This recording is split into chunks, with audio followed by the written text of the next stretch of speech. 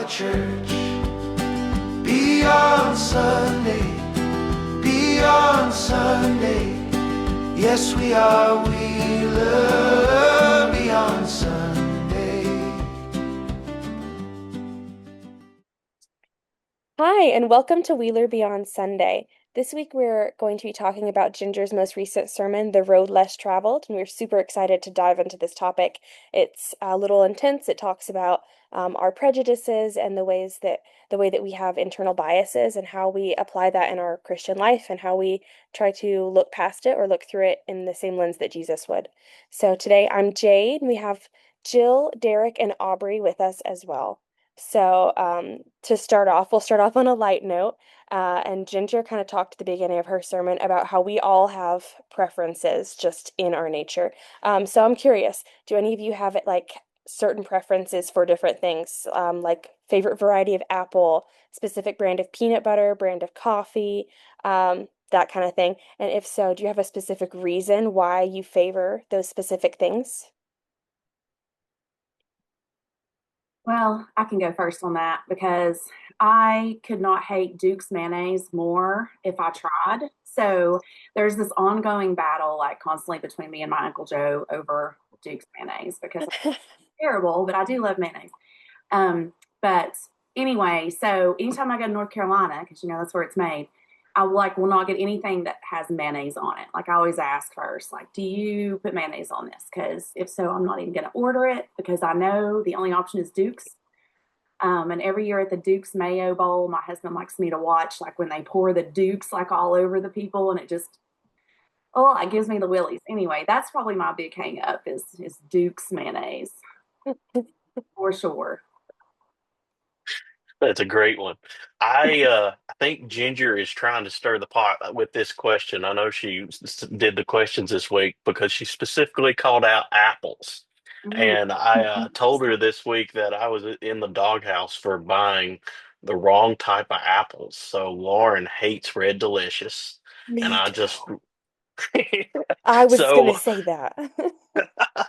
so Lauren said apples in my grocery cart. And so I went to, okay, there's a huge bag of apples pre-packaged. Let me just get that. And I did it two times in a row.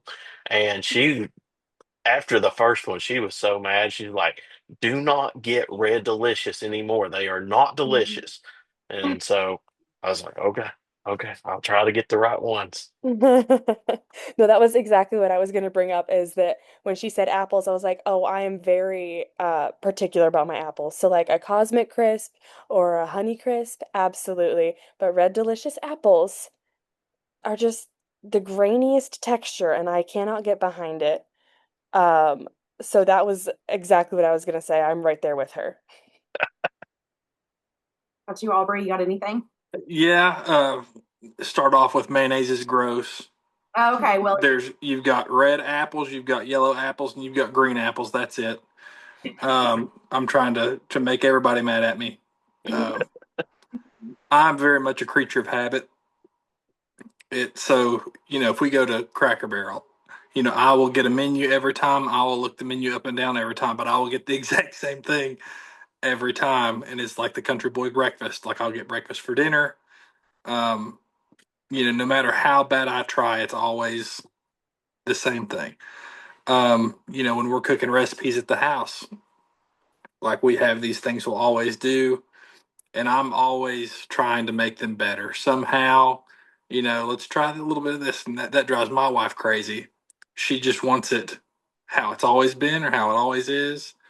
Don't try to make it better. Don't try to, I don't know. But so I'm subject to change. I apologize to hear the kids yelling around bath times, but I'm all for whatever might be a little bit better, and that's the new standard. Um, I'm definitely picky when it comes to certain brands. We can go on forever from vehicle to down the road, and I think all of us have that kind of inherently in us, and it's certainly part of our raising. That's a perfect segue into the next question that we have here, which is of some of your preferences. Who has like particular like a preference for a brand or a way of doing things because that's what our family passed down to us or just the way we were taught? Yeah, for me, definitely. I'm a General Motors guy, because my grandparents were, and so I've since I've been able to buy vehicles and not have them given to me, I've always bought GM. So we own two GMCs and a Buick right now. Because just in case something happens, they'll be able to say, "Well, you knew better," Yep. and you're not going to let that happen.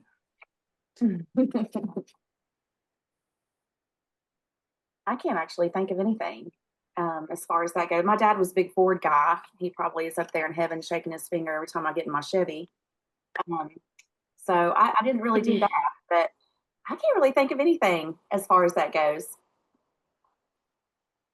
I was the same way. I came from a family that I feel like was fairly laid back in terms of like we don't have to have a particular brand of like, certain types of things or a certain type of car even. They've had all kinds.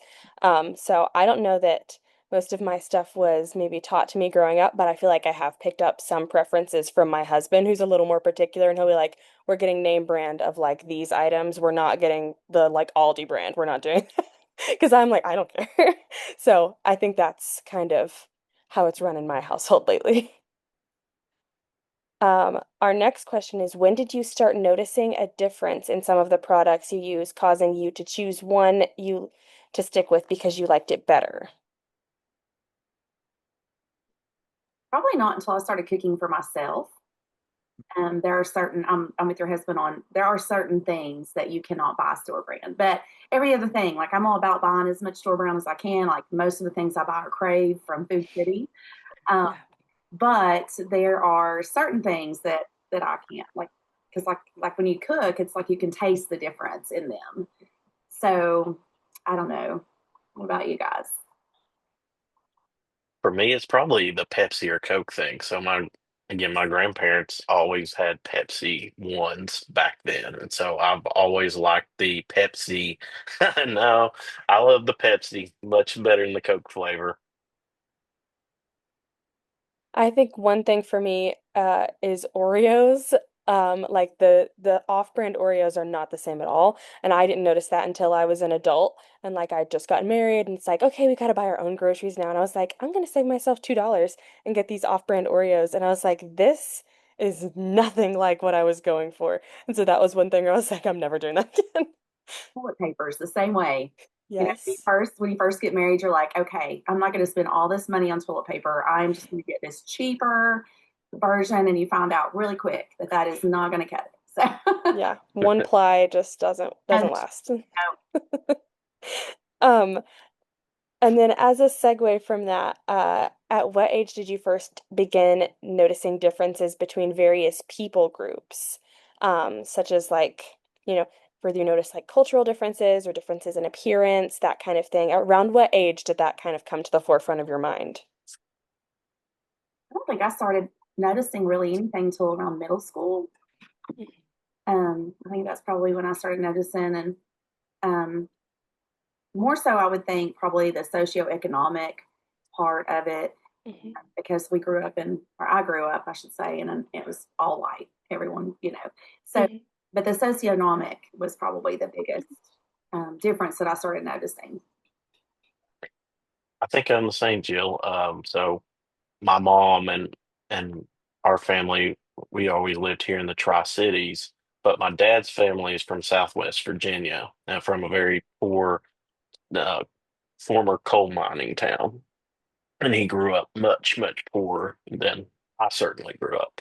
And over time, that socioeconomic distinction really started coming into play for me, I think, in middle school, and I was seeing the difference. Mhm.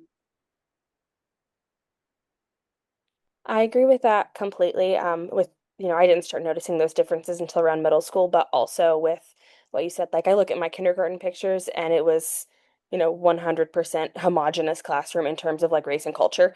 And then by middle school, as more schools are feeding into the one school, we started having more, Hispanic students or African American students. Still, it's Jonesboro though, so it's, a very low ratio there. Um, but I would also agree with the socioeconomic thing being one of the first things that you notice in an area like this.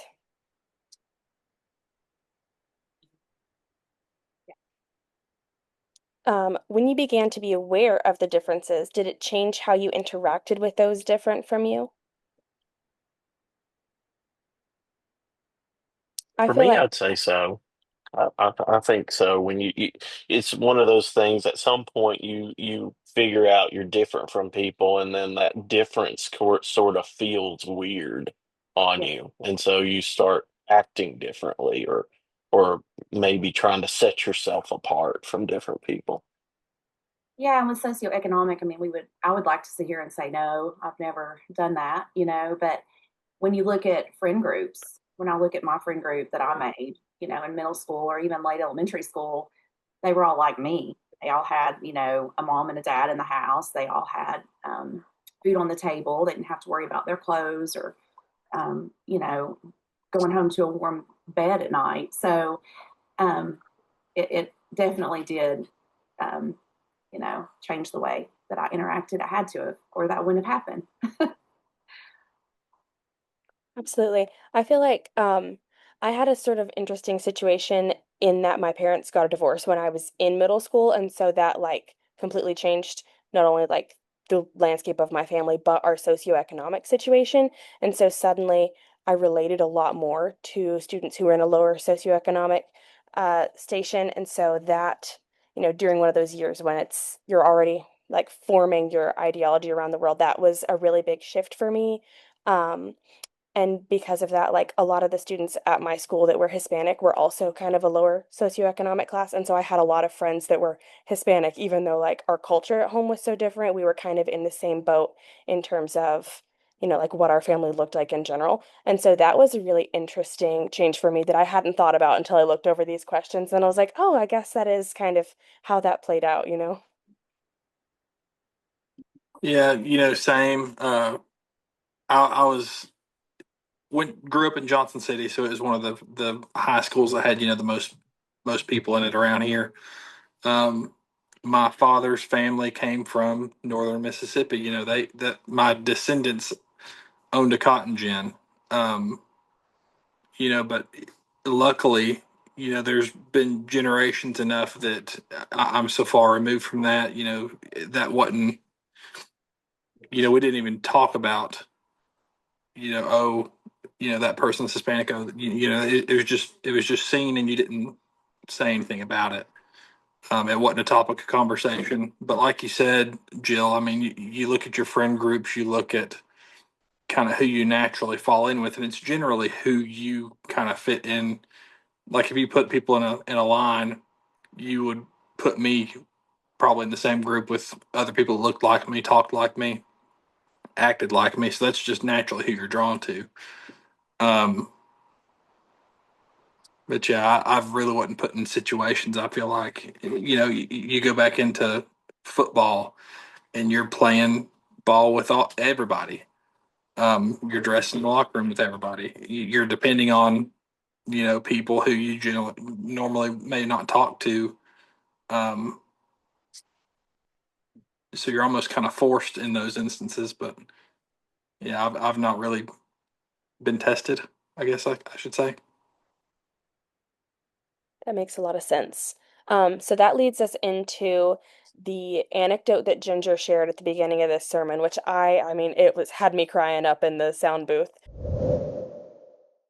So it was a Thursday afternoon, as I said, and I walked in and I was wanting to get my groceries and get on out and get home. And I started down an aisle. It was the cracker and cookie and candy aisle. And there were two young men there at the candy, and they were just acting up. And I thought, they're just nothing but trouble. And so I decided I'm going to wait and come back down that aisle later. So I went on down another aisle, and did some shopping in that aisle. And I'm one of these, I tend to go up and down every aisle. And started down another aisle, and lo and behold, there they were again. And I thought, I'm going to pass this one and go on to the next one. And so I did that all the way through the grocery store, avoiding these two young men because I was convinced they were up to no good. I got up to the checkout counter, and there were two checkout counters open. This was before they had self-checkout counters.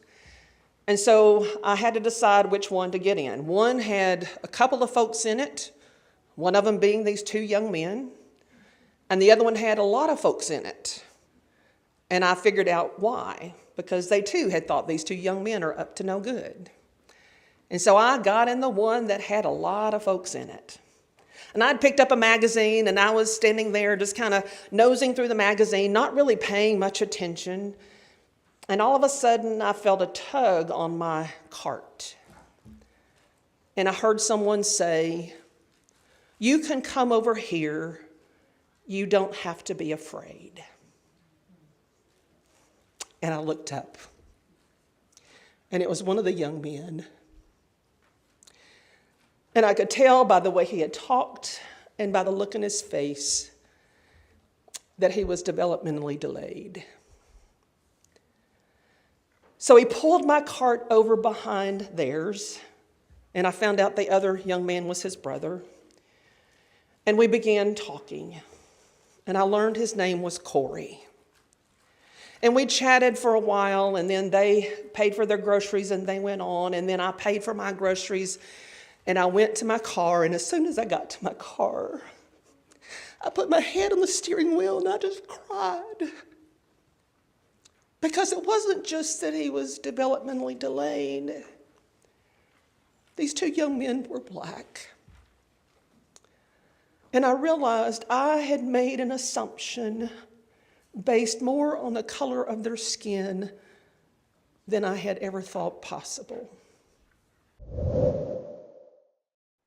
She was shocked by her reaction because she had been raised in a home where everyone was welcome regardless of color or creed, and she had many friends both while in school and as an adult who are people of color. This incident was a wake-up call for her that we all have hidden prejudices that, given the right situation, will surface and make themselves known. So, have you ever had an experience where you were suddenly made aware of a hidden prejudice you have, and is it something that you are willing to share?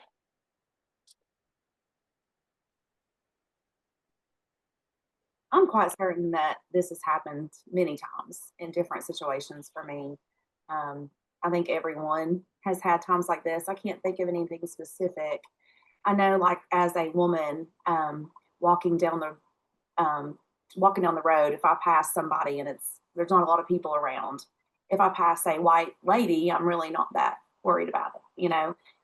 But if I were to pass someone, even an African American man or anybody that's different than me, it might make me think just a little bit, which does bother me a whole lot because it's just, I've never been taught to be that way. But I think somehow societal pressures just kind of put different things on you and the different views that you see.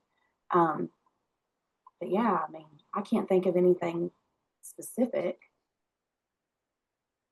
Very similar to, what you were saying, you know, sitting in the car in the parking lot and somebody goes by you, you lock the door. Yeah. And you're praying, they don't hear the door, they don't hear the door lock. Um, my own personal that I've noticed and seen has been more driven to a class of person than a color of person. Um, I grew up. My father was a police officer his entire life, so he dealt with not um, the best people all the time. So his biases from his job and everything was put into me via osmosis. And again, going to college and going to a high school, there's been a lot of folks that it's again kind of forced me out of those, progression. but I think we all definitely have it. Yeah, the story that really stands out to me, I think the most is so I lived in Orlando for 4 years um, after college, and I remember going to, I think it was either a soccer game or a football game at a stadium in downtown Orlando, and to walk where I parked to the stadium, there was just a massive amount of homeless people. And I remember the feeling of just fear I had just walking through there, scared for my life. And, I couldn't even tell you what the crime rate, if it was a high crime rate or not. But I don't know. But that was just the impression I got. And, um, of course, I wasn't bothered any, but it was a prejudice I obviously had. Yeah. Mhm. I'm kind of similar to you, Derek, in that like around here, I didn't have like I was kind of like a little high and mighty about myself. I was like, no, like I don't have any like prejudices, like I'd mentioned earlier, I had a lot of like friends that were Hispanic. I ran track, so like lots of other people of color that I was like good friends with. And I was like, yeah, like I don't have those kinds of biases. And then I moved to Knoxville for college, and I very quickly like living in Fort Sanders, if you guys go there for football games, like Fort Sanders is rough and it can be very scary to walk through there, especially like as a like 18, 19-year-old girl. I was like, this is terrifying. Um, and I very quickly realized that I do have biases, but they come out when you are in a situation that suddenly feels so much more tense than what you are used to, Like when you're going through your daily life, you can, very easily recognize a person for who they are rather than some random little detail. But when you are in a situation where like it's dark, you're already a little nervous, you're tired, and those emotions are already running high, it is so much easier to make a snap judgment about someone just by looking at them than it would have been otherwise. So that for me is, walking around in Fort Sanders or in East Knoxville when I also lived there, which is like the other like very rough part of Knoxville, which I think is similar, close to where Ginger's story takes place anyway. So like I really resonated with that. Um, but like what you said, Aubrey, it was more of like rather than being like, oh, this is a person of a different race than me, it was like looking at what is this person wearing, like how are they walking even, because you're always scanning for like, is this person on drugs? Like is this person going to be in their right mind when I walk past them? That kind of thing. And that's really very quickly where I realized like my biases were not as controlled as I thought they were.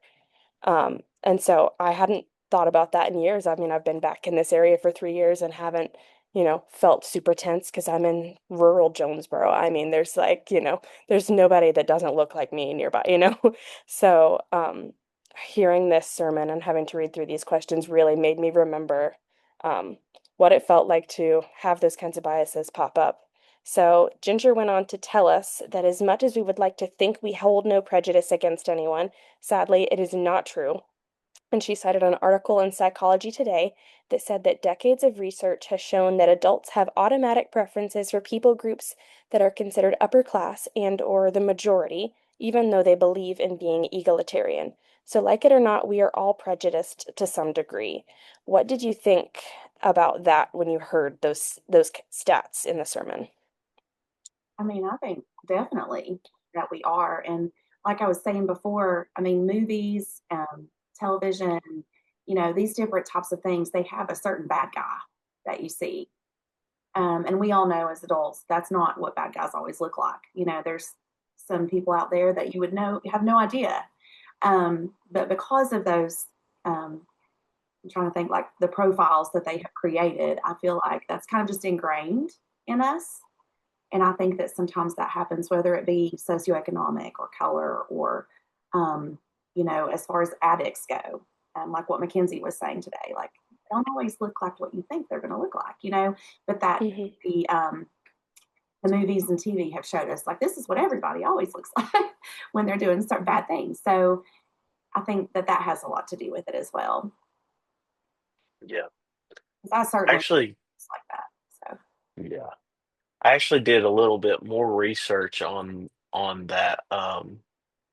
that citation she did. And so what's striking to me is like the scale of this research. So like there was one project called Project Implicit that collected data from over 2.3 million tests across 34 countries.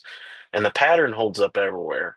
This isn't an American issue. This isn't a Southern issue. It's universal.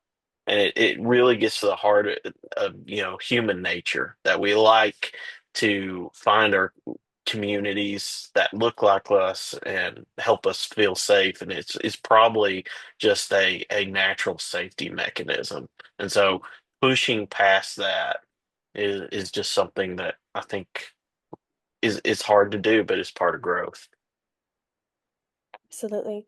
When I was thinking about this question, it was making me think about how, humans used to be more like we were in tribes of like this is us and everyone else that's not us is a danger to our group. And so like we are wired to automatically look for people who we feel like could be part of an us group and to notice the patterns that make someone different as a potential threat, as someone who might not have the same values as you, might not see eye to eye. And it is very much like a biological part of our nature. So I completely agree with that. That's awesome that you did your homework and found those stats for us though. That was very Derek of you. It was. Yes. Yeah, I mean, if you say you don't, you're lying. I mean, she also kind of said that in the sermon, which is absolutely true. And we'll I didn't read enough into these questions honestly to see if we're going to talk about this shortly, but um, the whole taking double the time to get where you're going uh, is different for us because we're in our car. You know, a lot of times we'll just still go through, but think about how big a deal that was to you're on foot and you're still going to go over there. Um, Changes things. For sure. That's actually the next thing that we're coming to is to get to that description of the story about Jesus taking double the time to make his journey. Um, so This Sunday scripture, as Aubrey just kind of hinted at, was the intro to John's story about Jesus' encounter with the Samaritan woman at the well. Ginger didn't read the full passage of the encounter with the woman at the well, but she just wanted to focus on the part about Jesus getting to her, because that's something I feel like we often kind of glaze over and we don't think about how monumental it was that he even put himself in that situation. So she wanted to focus on the journey of Jesus and his disciples as he left Judea and headed north to Galilee.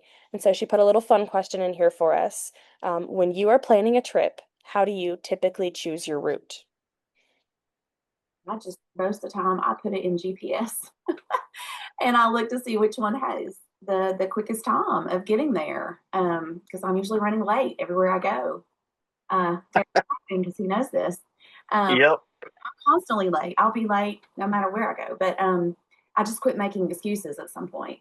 Um, but I will just type it in, and even if it's just like a 30-second difference, I'll take that route. So that's probably how I do it. Same. Yeah, Jaden, I'll fight you. It's a route, not route. Oh, sorry. I was gonna say before I had like two toddlers, I was 100% like, let's get there as fast as we can. But now, if it's any trip over 2 hours, I'm like, let's put in the GPS, add stop. I need some kind of park or somewhere where I can like let them get out and stop screaming for a little bit, you know what I mean? So now it's more about like where is going to provide a convenient and safe little detour for diaper changes and like letting them run off some energy. So that's definitely changed my route planning Route. route. Yeah, that's definitely changed my process. John tells us in verse 4 that Jesus had to go through Samaria. That sounds like it was the only route he could take, when in fact there were two other routes, both much longer. And believe it or not, the Jews preferred the longer routes.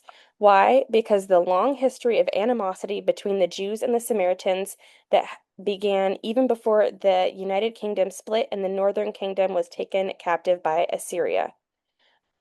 So when the invasion occurred, the Gentiles were brought in to colonize the area, resulting in interracial and interreligious marriages that the Jews in the Southern Kingdom found abhorrent. Ginger quoted Jonathan Walton, who said, in A Lens of Love, reading the Bible in its world for our world.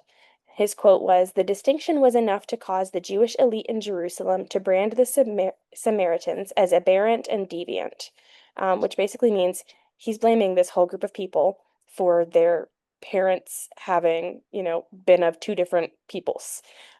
Because of this prejudice towards the Samaritans, a good Jew would not be caught traveling through Samaria.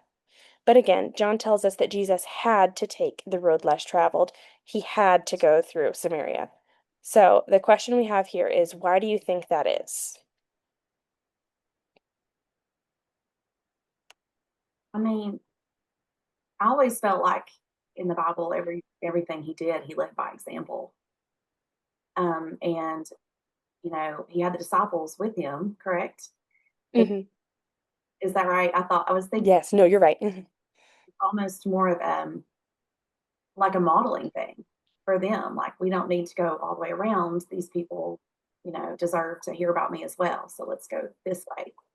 That's kind of my assumption. I agree. It I'm, also makes me think of his divine nature, and so it's like he would have known that there was someone there that needed him and that he would have a big impact there, like knowing that this woman needed not only a change for her own life, but a chance to change her community through the story of like what Jesus did with her. I think you just hit it on the head there, Jade. So I did a little bit more work earlier on, that scholars note the word that translated had to. It carries a sense of like divine necessity. And it's the same word used when Jesus says things like, the Son of Man must be lifted up. So it's like, this is like something he had to do, and he knew he had to do it out of divine necessity. I think it was also the setup for a lot of the later lessons that he teaches them, like teaching them not only are we going to pass through Samaria, we're going to talk to this woman who like is living in a lifestyle that we don't agree with. And then later on when Jesus comes and he talks about how he came not just for the Jews, but for the Gentiles and the Samaritans, like that I feel like is kind of the start of a really big lesson that goes on for years afterwards. Which is really beautiful. Thank you for looking up that definition. That's awesome. For John to tell us that Jesus and his disciples with him had to take the road less traveled and go through Samaria rather than around it was important. So let's hear what Ginger said about that. He didn't have to take that route because he was in a hurry. He could have avoided them. He didn't have to take that route because it was the only route. He could have avoided them. No, he had to take that route precisely because of the woman and because of the people in the village. He had to take that route because of the Samaritans. Daniel Wong, writing for Feasting on the Gospels commentary, The Gospel of John, references the late Fred Craddock saying, Fred Craddock affirms that Jesus' decision to follow this route is not a statement about historical or geographical necessity. Jesus' obligation to pass through Samaria is a theological statement, consistent with, for God so loved the world. Jesus is inaugurating the expansion of the gospel beyond the Jewish people. There was a different route that could have avoided these people, but he had to go. Ginger reminded us that she didn't know Corey or his situation, but when she saw him and his brother acting suspiciously, she made a judgment based on the color of their skin. Similarly, she did the same thing at another time while waiting on a flight when a man from what she suspected to be India or the Middle East came and waited as well. And this was around the time shortly after 9/11, so tensions were already a little bit high, but she talked about how the color of his skin and his facial features, and later the confirmation that he was Muslim by his praying to the east on the hour, She made a judgment based on his area of origin and religious preference and hoped that he was not going to be on her flight. Later, she found out that he was on her flight, but reflecting on that situation later made her realize that those were the people that were Samaritans in her life, people that were on the outside that she viewed as differently. And so she asked us to question ourselves and ask, who are our Samaritans? So, how would you answer that question? And who would you say your Samaritans are, or people that you might have a prejudice towards or might naturally avoid? I've thought a lot about this since the sermon. And I have not, I know that there is, I'm not trying to say that there's not, but I cannot think of any group of people that I would say. Um, so I was wondering if it could also be people that have, um, I guess, wronged you in a way, and it's almost like they're your Samaritans now. Because I know of one particular person who, you know, was really hard on me, and I do just about everything to avoid having to be around this person. So even though it's like a group, um, it's more like that. So, but it's still, and I'm working on that. And I pray about that because I do have, I mean, it's not obviously it's not prejudiced against her, but just a memory of how I was hurt. Um, so that's the Samaritan that I thought of in my life. Well, and I that's think that, probably, oh, sorry. I was no, just going you're to say go that's ahead. probably how all these things started is Mm. way back when, go back to the Hatfields and McCoys or whatever analogy you can think of is somebody wrongs somebody. Well, it gets passed down that, we don't like those Taylors or we don't like those Hardings, you just, and it's inherent. You can't do anything about it. That's just, it is what it is. That's the rule. That's who everybody is. Um, so you're not alone, Jill, by any means. Uh, do I have Samaritans? I'm sure, but there's not like a single solitary like stereotype or anything that I. Again, if anything, it I want to go back to the class thing, like, but I'm no. I can put my fist through a rust spot in my truck. Like I'm not better than anybody. Um, it's kind of how people act and how they carry themselves. Hmm. I agree. I agree with what both of you said. And I think that's a really big point is that a lot of our prejudices are formed by either something that like our relatives or ancestors experienced, like you said, Aubrey or Jill, something that you experienced yourself that kind of just makes you anxious either around a certain like type of behavior or a certain, person or people. So like for me, what I was talking about earlier, like being anxious walking around Knoxville, like I've thought about it a lot and the one of the reasons that I was so on edge was because shortly after we moved there, like my husband and I were just walking down the strip in Knoxville, like trying to go probably get Raising Cane's because that was like everything when you lived there. Um, and we witnessed a a homeless man who I believe was definitely on some kind of substances pick up a rock out of a flower bed and try to like murder another man with it. And so like he ran right past us, like 3 feet past, chasing this man with a rock. And it was like this, like stops you in your tracks. You're thinking about it for days after type of thing. Um, and so like because of the actions of one person, like now I was nervous around any like random adult that I see there. Like if you've got a backpack, you could be a student, but you could also like, I don't know what you're doing, that kind of thing. And so it's just the experiences that we have can like make us fearful for a long period of time after. So um, I think for me, that would kind of be my Samaritan thing is just being wary of anyone who looks like, I mean, they could be dangerous. You know what I mean? One thing I do want to call out too is, she brings up the Muslim and being on a flight, and that was at 9/11. We find ourselves today in a very similar place with the war in Iran. And, there's a lot of rumors and speculation of potentially Iranian, cells in the United States and the threat of terror like, happening again in the United States. And, I think we have to be careful about how we are judging people. We don't get exposed to that a lot in the Tri-Cities, but as we travel and, summer's starting to come up, and hopefully many of us will be on flights and stuff, and to keep that in mind is that we're judging based upon, fear. Absolutely. It's a great point.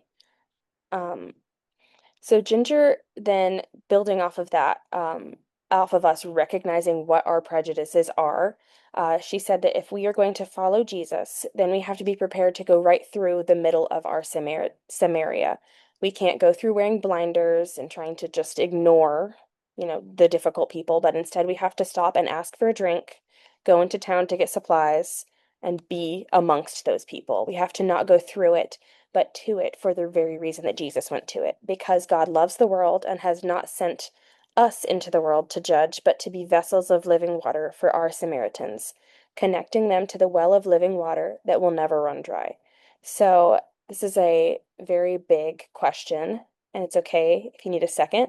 But it's how do we get past our prejudices in order to authentically engage with our Samaritans? How do we push ourselves to take the road less traveled?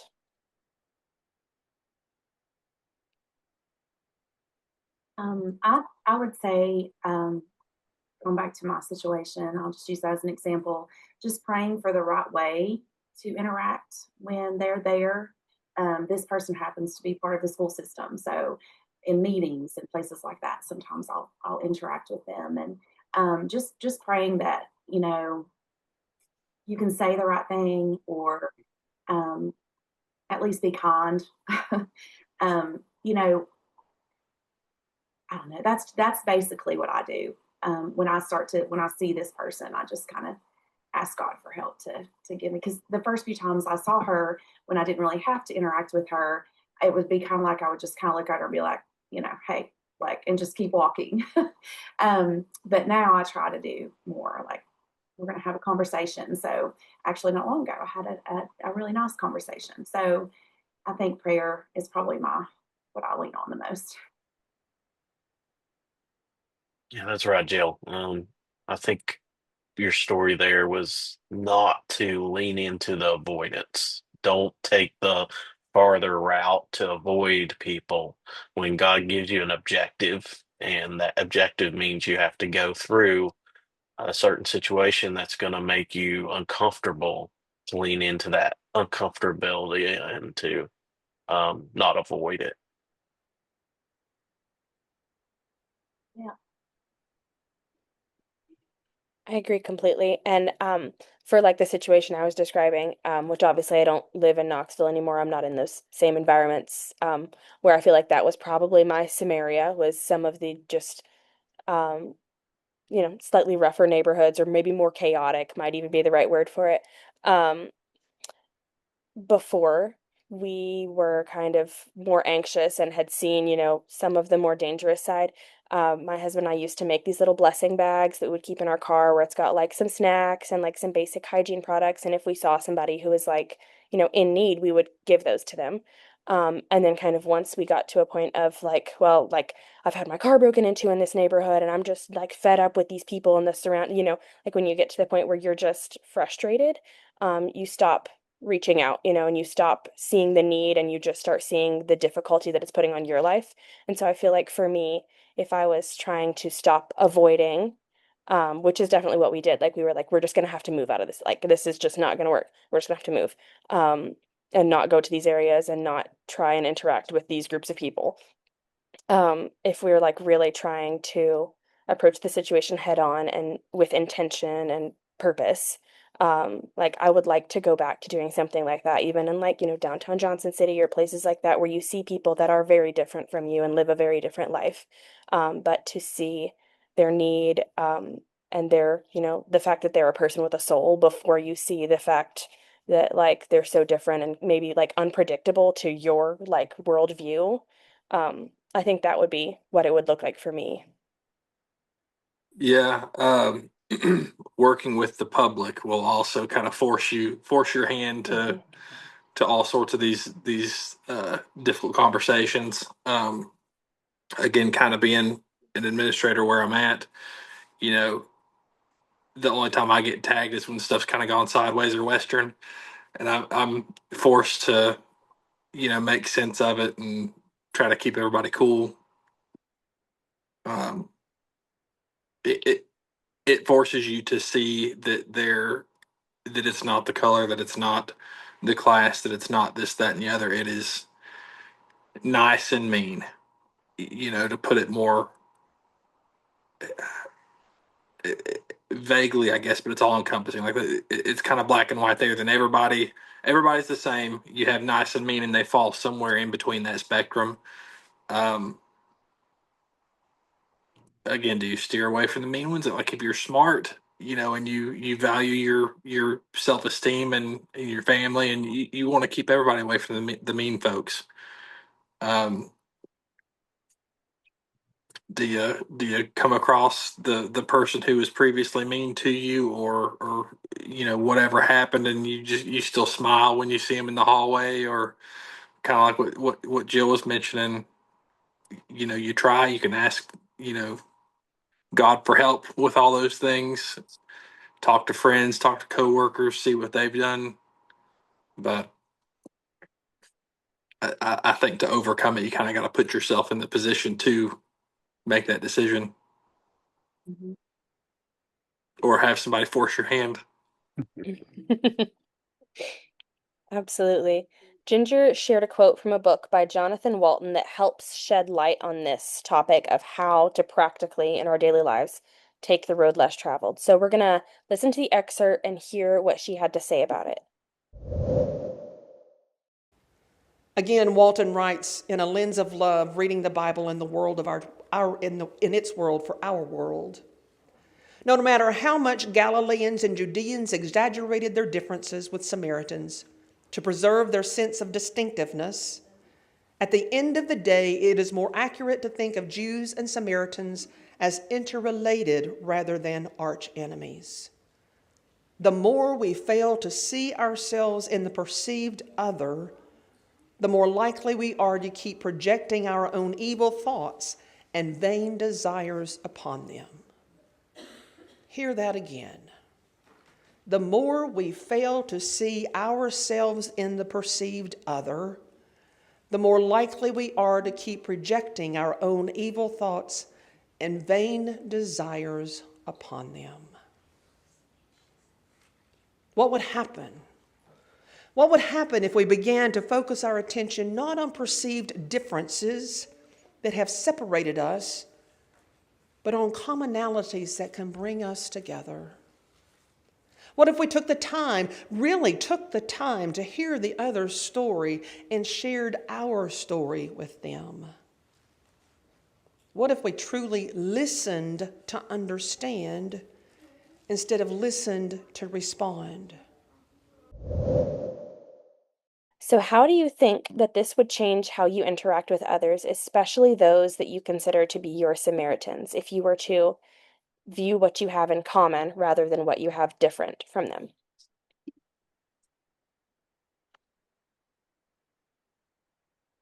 I mean, that's definitely the conduit for anybody you interact with, period. Um, you know, we like UT everything, UT sports, whatever it is, and it looks like we're going to Sweet 16 maybe. Mhm. Uh, but um, anything to get the conversation going. I feel like that's what it's going to be with everybody.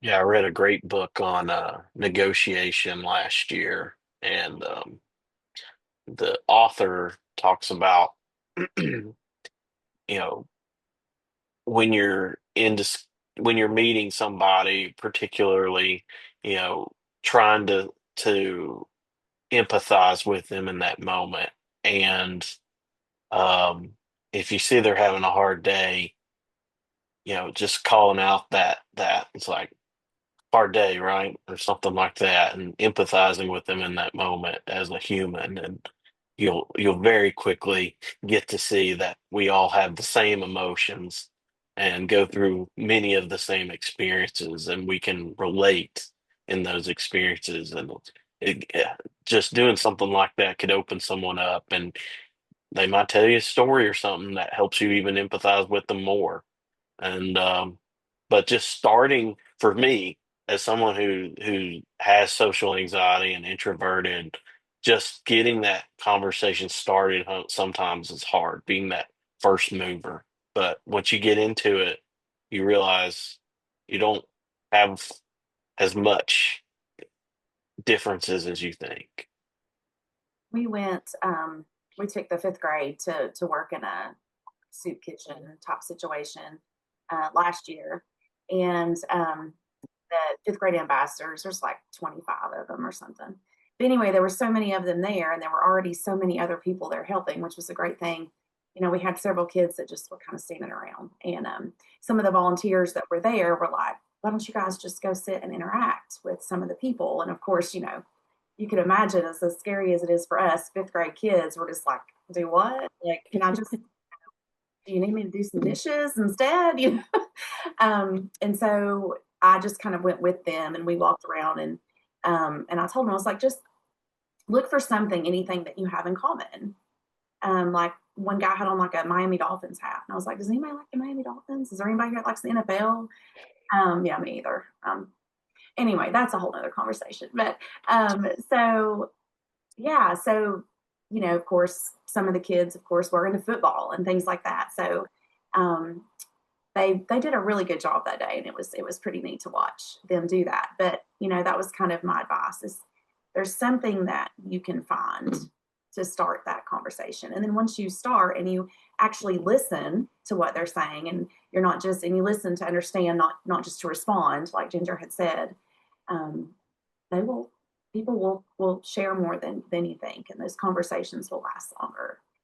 So Absolutely. I was going to say that this question reminded me of Ginger's story from the beginning about her situation with those boys in the store and the one boy named Corey, and how she only had to learn two additional pieces of information about them to completely change her opinion. And it was like, oh my goodness, this young man is one, like mentally disabled, and two, that he saw the way they were treating him and was sad by it. Like it only took her to realize those two additional things to completely change her opinion of them. And so I think about like if we began to pick out even just a couple of things that like could humanize someone, like it takes so little to suddenly see someone through a completely different lens. And so, you know, like you guys are talking about starting those conversations, even if it has to be on a very, very surface level, you suddenly could see someone as a person more than just like a statistic of like where they fall in demographics, you know what I mean? Um, so that was what really hit me with that question. And 90% of the Um, time, real fast, like, you know, we have our own, you know, prejudices or whatever our preferences are, rather, you know, 98% of the time that other person is going to feel the same way, but opposite kind of about you. Um, somebody's got to jump first to get that conversation going. That's a great point. So she also asked us, how would it change you to like not only like how would it change your interactions with other people to begin to, you know, see them as more similar to you than they are different, but how would it change you internally?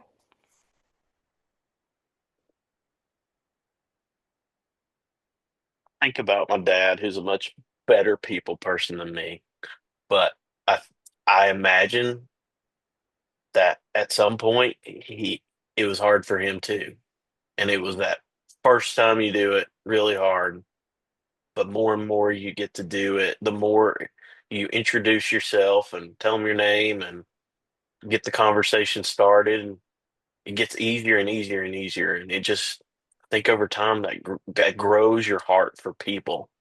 Um, and I think that's something, you know, as followers of Jesus, we have to learn to love people. And it's funny, you know, Judaism is, you know, God set apart this tribe. And then when Jesus comes, it's about spreading it out. It's like, okay, this is no longer about the tribe. This is to everybody. Um, and putting aside the prejudice. So I think that's important as Christians. We do that because we're called to spread it to everybody, not just to our tribe. And we can't do that if we're just focused on our community and what makes us comfortable. Yeah, that's certainly how you get tolerance. That's certainly how you get patience. Um, by just doing it, and kind of like what you said, Derek. And again, I apologize. I couldn't get her questions to load when I pulled them up a while ago. What she mentioned about being the vessel and then leading them to like the well, of that living water, really struck me. In that moment, I don't know if we can slide that in there or not. Uh, but that was a really nice little excerpt. I agree. Sorry, I was trying to read and see if the little sermon clip thing that's coming next has that part in it. Um, but I was gonna say, Derek, I really resonated with what you said about like it grows your heart. You know what I mean? I just randomly the other day had a chance to interact with this sweet little old woman that like I never in a million years would have ran into, but for this really specific situation. And like we only talked for a few minutes, and she told me a completely random detail about her life that like had me crying on and off for days. Like I can't even explain it. It's just one of those things that like it felt so incredibly human. And like I felt like knowing that one detail painted the entire picture of her life. You know what I'm saying? Um, and so I feel like situations like that where you really, really feel like you see into the heart of a person, um, like it does grow your heart. It does like change the way that you view even other people because you suddenly like have seen the depth to a person and now you're realizing that everyone around you has that same level of like depth and background going to them. And so grows your heart, I think is a uh, great way to word that. Um, then in closing, Ginger closed with this little clip. Jesus, a Jew, gave a woman, a Samaritan, all the time in the world. He listened to her, she listened to him. They found common ground that enabled a seed of faith to be planted and grow. So much so that she went to her village. She was the first evangelist, folks. She went to her village and told everyone about him, resulting in many believing even before they met Jesus. And when they did, they invited Jesus to stay with them, and John tells us he stayed 2 days, 2 days, leading to many more believing in him. And this happened all because a Jew was willing to take the road less traveled. And in the words of Robert Frost, that made all the difference. What do you say, Wheeler? Are you willing to take the road less traveled? Are you willing to plant seeds of faith in the hearts of our Samaritans and make all the difference in not only their lives, but ours?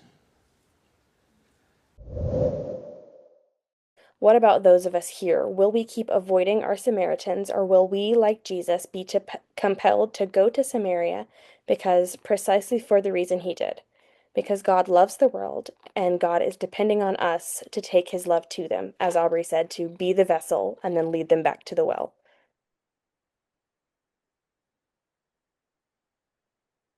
Yeah, definitely think so.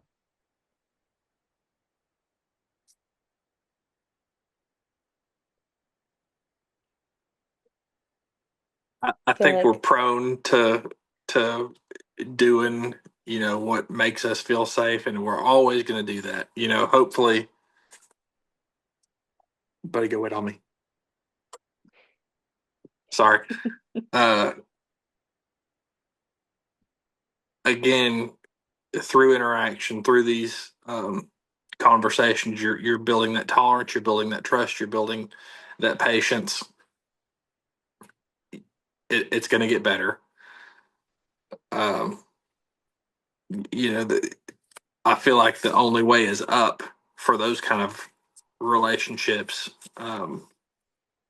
where it's based on either what somebody passed on to you or what you've observed. You by observation, it can only generally, I'm sure there's these outliers, but it generally gets better just from understanding. Studying you know, sit there and watch somebody as opposed to just sit there and see an action, judge them on it, and move on. Why are they doing something? And I certainly think it's possible. At the same time, we're always going to do what makes us feel safe. And as soon as you get, kids, I wouldn't feel any way about maybe walking down one of those alleys. But if it was my wife and kids walking down those alleys, all of a sudden these prejudices pop up, in my mind, and like now it is a problem.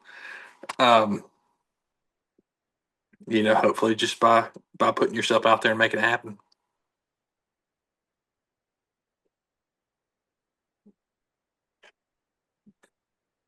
I agree completely, Aubrey. And I felt a similar way of like I wouldn't mind to like go back through these things, but like I've got two young kids with me, and so that I feel like ramps your emotions into overdrive and makes it so much harder to see past those prejudices that you like naturally have just as a mechanism to keep yourself safe, you know? And so I feel like in order to do what Ginger is talking about in this sermon, it requires so much intention and like planning and forethought because when it gets down to it, if you put yourself in a situation where you like feel cornered, you're just going to go into like fight or flight mode, you know what I mean? So it's about like when you're addressing prejudices and things that naturally make you feel very tense. Like you want to go into it, like Jill mentioned earlier, with a lot of prayer beforehand, and asking for God to kind of prepare that way for you.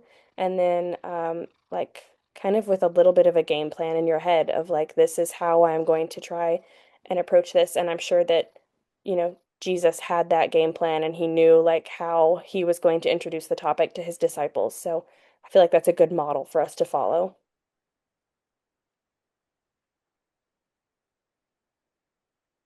All right, does anyone have any additional thoughts as we close? Good session. Yay, does anyone want to pray us out or do you want me to?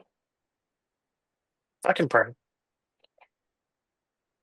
Lord, thank you for this time together, for the honesty, the vulnerability, and the willingness to sit with uncomfortable truths about ourselves. We confess that we all have our Samaritans. Forgive us for the times we've taken the long way around, dressing up our avoidance as righteousness. Give us the courage to take the road less traveled. Help us to see ourselves and to perceive others the way you perceive them. Go with each person here this week into their Samaria and into their road less traveled. And may we all make a difference in the lives of others all around us. In Jesus' name we pray. Amen. Amen. Amen. Awesome. Thank you guys so much for being with us as we discuss this topic. We hope that it really touched your lives as much as it certainly touched mine. And we hope to see you back with us next week. Bye. Beyond Sunday, beyond Sunday, beyond Sunday.